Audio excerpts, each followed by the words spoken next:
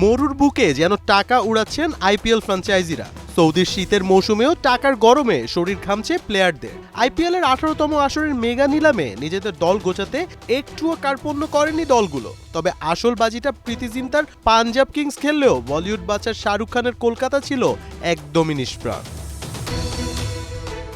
জেদ্দায় বিকাল 4টায় শুরু হয় এই মেগা অকশন। সবচেয়ে বেশি 110 কোটি 50 লাখ রুপি নিয়ে অকশন টেবিলে বসেছিল পাঞ্জাব কিংস। এছাড়া তাদের কাছে ছিল আরটিএম কিংবা রাইট টু ম্যাচ কার্ডের সুবিধা।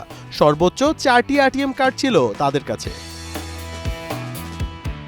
অকশনে স্পটলাইট ছিল মার্কি লিস্টের প্রথম 12 জন প্লেয়ারকে নিয়ে। তাদের নিয়ে যে ফ্রাঞ্চাইজিদের কপালের ঘাম মাটিতে পড়বে তার আভাসটা আগেই পাওয়া যাচ্ছিল।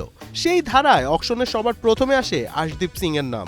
গেল বছর পাঞ্জাবের হয়ে খেলা এই প্লেয়ারকে নিয়ে প্রথমেই বিট করে চেন্নাই, তবে তারপরই তাকে নেয়ার জন্য টানাটানি শুরু করে দেয় হায়দ্রাবাদ ও রাজস্থান। 15 কোটি 75 লাখে ফাইনাল বিট করে হায়দ্রাবাদ, তবে তখনই আরটিএম কার্ডের সুবিধা নেয় পাঞ্জাব কিংস।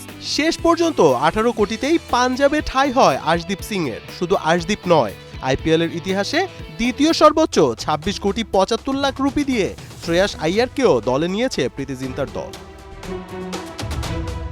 অন্যদিকে খেলা জমিয়ে দিয়েছিলেন জস বাটলারও, তবে গুজরাট টাইটান্স যেন আটঘাট বেঁধেই নেমেছিল এই ইংলিশ প্লেয়ারের জন্য।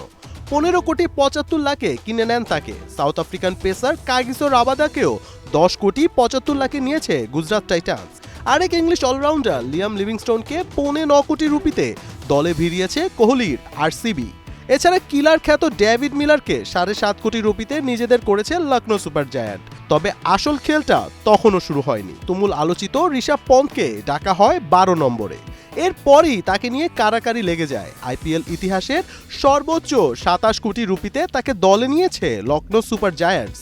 এছাড়া মোহাম্মদ সিরাজকে 12.5 কোটিতে গুজরাট, মোহাম্মদ শামিকে 10 কোটিতে হায়দ্রাবাদ এবং ইউজবেন্দ্র চাহালকে 18 কোটিতে নিয়েছে পাঞ্জাব কিংস।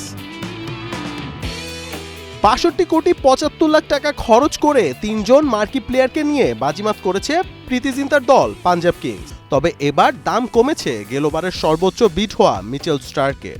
গেলবারের চেয়ে প্রায় অর্ধেক দামে নেমে এসেছে এই অজি পেসার। মিচেল স্টার্ককে 11 কোটি 75 লাখ রুপিতে দলে নিয়েছে দিল্লি ক্যাপিটালস। স্টার্কের চেয়েও নিষ্প্রাণ ছিল তার সাবেক দল কলকাতা নাইট রাইডার্স। 51 কোটি রুপি নিয়ে নিলামে বসা শাহরুখ খানের দল কিনতে পারেনি একজন মার্কি প্লেয়ারকেও। তবে কি দামে কম মানে ভালো এমন প্লেয়ারদেরই খুঁজছে কলকাতা? মোহাম্মদ আদনান, 71।